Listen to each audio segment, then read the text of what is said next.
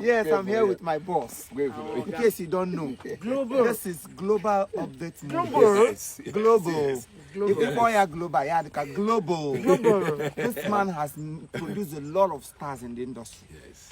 I am #1. He is also there because all of us started together. He helped us. He carried us like his child. He pushed us like Baro.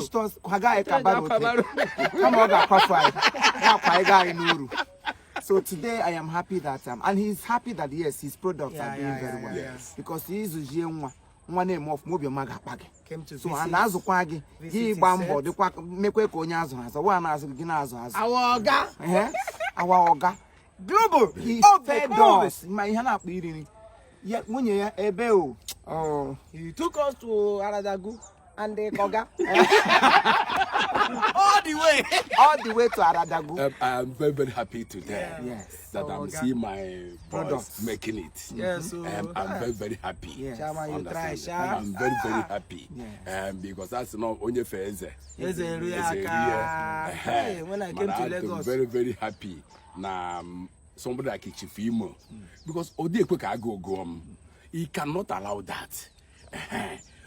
It is a fear is one mother and my prayer to him that now he can never fall. Amen. It was Jesus. Amen. Any power planning to bring him down, Holy Ghost Fire. So shall he be in Jesus' name. Amen. Because he's an obedient child. Yes, he's an obedient child. And I've been praying for him every day by day that he can never fall. Amen. He can never fall. Amen. In the name of Jesus. Amen. So shall he be in Jesus' name. Amen. Likewise, Mwaba, Kamara, Mwaba. Kesi he kama na bali. Kema abu kama. Allah kama. Chima wana mebele. No. Kama kwa. Ibido na kama. What's the law of karma against you? No, cannot. Okay. I pray that it shall be well with you. Amen. We grow in Jesus' name. Amen. He's growing at least. Yes, we All grow. happily to Kwaga. Ode jizopo on the use him Moto is but the moto. One went tiger got mepe yes. He's doing exploits. So shall he be in Jesus' name. Amen. Our hard work. No power will stop our happiness in the name of Jesus. Amen. So The opportunity you gave to me when I came to Lagos, I can never forget. You can. First time. You forget a man who won you be up. You can never. Danambra is very good. I can forget. Meet in Danambra, hold them tight and be loyal. They will surprise you.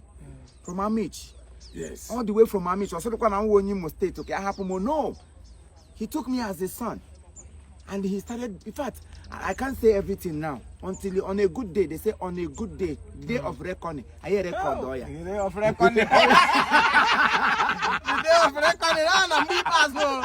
I'm gonna be pass no. I am the show. I want okay, we pass a bit. Mbebro bi ga na ndo kwa na. Biko. Bro, begin no kwa ndo kwa idiot. Biko, I got no 120 years, 150 years. Na hu isi ko. Na hu isi ka chokwa mo. Nkawa bebebe. He meteru ugbu a. Ya na asị kwụsị almost here now every day nwoke before you 60 gị mụ adịma ọ na-ekwu hapụ mkpụrụ mmiri aka Ebuka don't come. Yes, this is Ebuka, yes. Why very satanic church? Oh, Magana. I pray them together. I was there too. Yes, including you. Yeah, you are PM. Okay, brother. Okay, satanic church. Okay, Zokuda. Oh, brother, sister. He was killed. So, Mbangwa. So, Mbangwa. Because that we are the men. I'm coming. Oh, you go on Kai.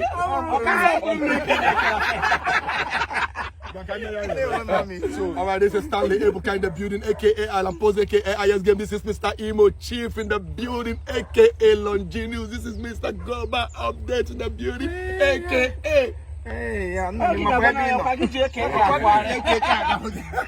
he was asking, he ran in for AKA. what do you know? And this is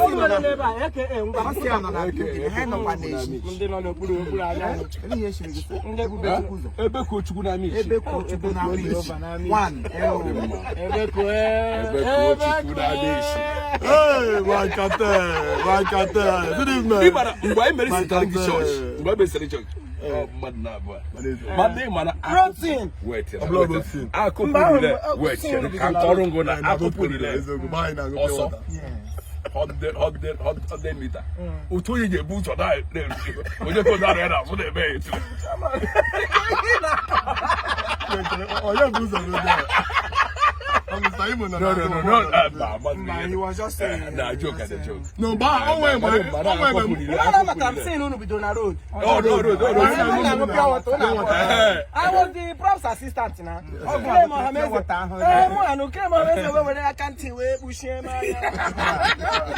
So, even a couple 110 meters. Before you info a fast run again. When you go down, Continue, sir.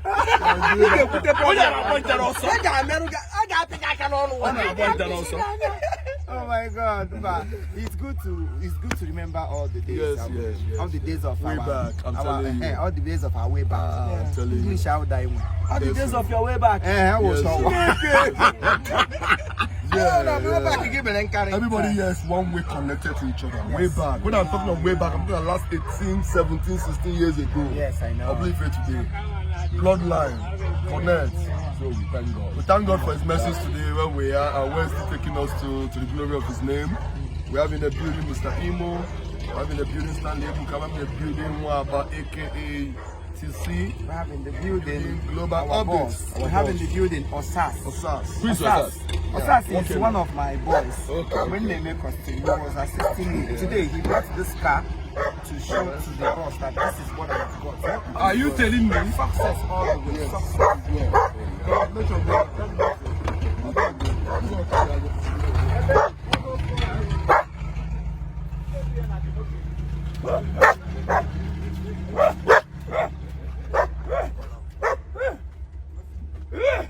One about na jokran ne. Na jokran ne go no me na relax. Na agbo gi na agbo. What wife? He made this video one guy. I can't remember. Oh my God. Congratulations. Yes, my children are doing it. They are doing very well. This is about a fourth car we are dedicating this year from my production. Most of my boys, most of my workers, both the ones in the so we are very, very proud of him. He was coming then to assist me in doing one or two things then in location. I never knew he was going to be useful because although he doesn't talk too much, but he will just become mature. They can break match. Today, he has God has really favored him. Through him, I was favored, and through me, he was favored, and through him, other people will be favored. In Jesus' name. So all we pray is for success. There's no way God will not look at you. Amen. You keep telling people to bend down. But if you don't bend down, there's nothing. Wait, let me say, okay, for a while, no, email, or may you feel reality. Anything me in the name, keep quiet, God will bless. Yes, If you see that, Biana, a loyal to your and now God is involved, and they make you to buy a brand new car. God will bless you. This car will not see you. This thing, as you buy this car now, the next one will be higher than this in Jesus' name. Amen. It will be higher than this in the name of Jesus. Amen. You know, say me change spring. This guy will not see the end. And you will see the end of this car. In the name of Jesus. Amen. So shall it be. In Jesus' name. Amen. So let him say something. What is this one? What? Only for you. The boy is over the top. Take off. I don't get lines. I don't get lines. That waka passing before. Na montage. That's not more good.